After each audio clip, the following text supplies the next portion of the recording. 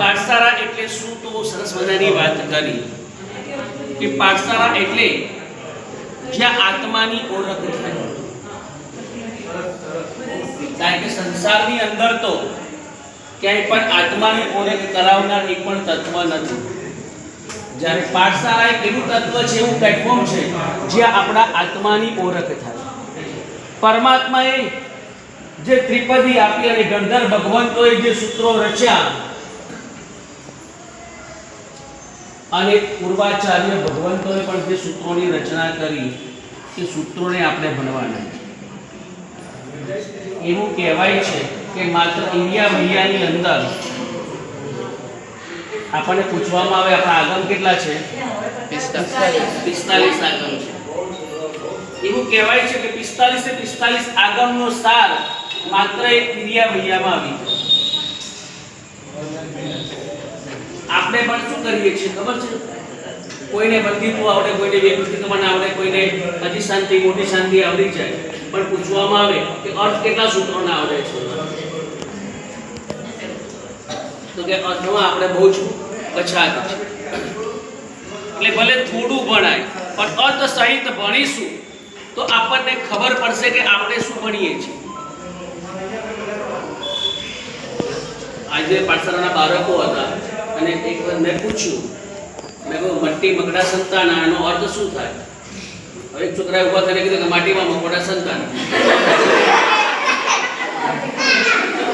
કારણ કે અર્થ ખબર નથી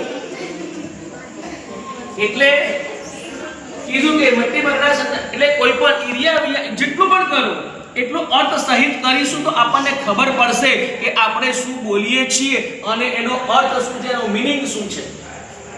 નોર્મલી પણ કોઈ પણ વસ્તુ તમે ખરીદવા જાઓ તો કોઈ પણ જગ્યાએ કંઈ પણ જાઓ એટલે તમને પહેલી ઈચ્છા એવી થાય કે આનું હું પૂરેપૂરું નોલેજ મેળવી લઉં અને પછી વસ્તુની પૂરેપૂરું નોલેજ હોય તો તમને વસ્તુ કોઈ જગ્યા જોવાની, પ્લેસ જોવાની તમને કેવી મજા આવે. કોઈ પણ માનો કે પિકનિક સ્થળે પણ ગયા, કોઈ ઐતિહાસિક સ્થળે ગયા અને એનો ગાઈડ જોડે હોય અને એની એ જે સમજાવે એ પ્રમાણે તમે સમજીને એ જગ્યાએ જુઓ અને એમને તમે આટો મારીને નીકળી જાઓ. 10 વખત તમે જગ્યાએ જાઓ ને છતાં પણ જો ગાઈડ સાથે ના હોય કે ત્યાં શું વસ્તુ જોવાની છે, એનું મહત્વ શું છે એ ખબર ના હોય તો 10 વખત ગયા છતાં પણ ખાલી માત્ર ફરીને પાછા આવ્યા. એવી રીતે આ પાઠશાળાની અંદર અને આજે તો સૌથી મોટામાં મોટો દિવસ કયો? ગુરુ પૂર્ણિમા. મહિનાનું નામ તો બધાએ સાંભળ્યું હશે, મહિના અને શ્રીપાલ, બરાબર ને? ઓરીની અંદર લગભગ આપણે બધા ઓરીની આરાધના પણ કરીએ છીએ. મહિનાને પણ ગુરુ મળ્યા હતા અને એની બેન સુરસુંદરી એને પણ ગુરુ મળ્યા. છતાં પિતાએ બંનેને પૂછ્યું કે પુણ્યથી શું પ્રાપ્ત થાય? ત્યારે પેલી જે મિથ્યા દ્રષ્ટિ પંડિત પાસે ભણેલી એ બાલિકાએ તરત કહી દીધું કે પુણ્યથી સંસારમાં જે જોઈએ એ બધી જ વસ્તુ, સંસારના બધા સુખ મળે છે. અને જ્યારે મહિનાએ કીધું કે પુણ્યથી સત્કર્મ કરેલા હશે તો એનાથી પુણ્ય સંચય થાય છે અને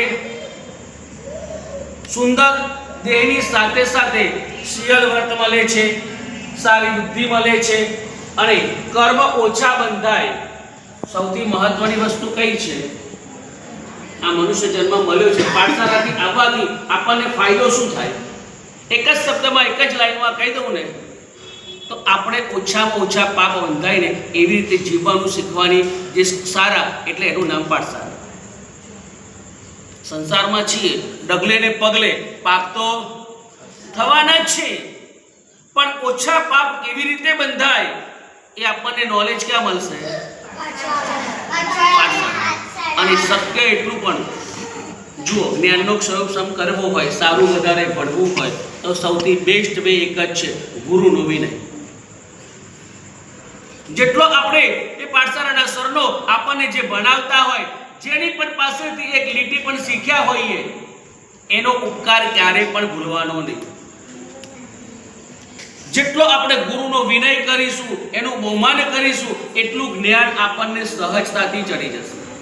એટલે ખાસ વિશેષ નહીં કહેતા, એટલું જ કહેવાનું કે બસ આજે ગુરુ પૂર્ણિમા છે, એ ગુરુના આશીર્વાદ લઈને આપણે સમ્યક જ્ઞાન. પાઠશાળાની અંદર કયું જ્ઞાન મળે છે? સ્કૂલની અંદર માત્ર પેટનું જ્ઞાન મળે, આજીવિકા ચાલી જાય, સારામાં સારી ડિગ્રીઓ મળી જાય, પણ સમ્યક જ્ઞાન, આત્માને ઓળખવાનું જ્ઞાન એ બીજે ક્યાંય નહીં મળે. તો આવી પાઠશાળાની અંદર સુંદર સરસ મજાનું જ્ઞાન મેળવીને એ જ્ઞાન આત્મસાત કરી, કારણ કે જ્ઞાનસ્ય ફલમ વીરતિ. એ જ્ઞાન મેળવ્યા પછી જો એ જ્ઞાન અમલમાં પણ ના આવે તો પણ નકામું. એટલે જેટલું બને એટલું એ જ્ઞાનને મેળવ્યા પછી, જાણ્યા પછી ધીમે ધીમે સંસારમાં છો, પણ જેટલું બને એટલું ધીમે ધીમે છૂટતા જવાનું. તો જ આપણે કર્મથી મુક્ત બનીશું અને પરંપરાએ શાશ્વત સુખને પામીશું. એ જ મંગલ શુભકામના.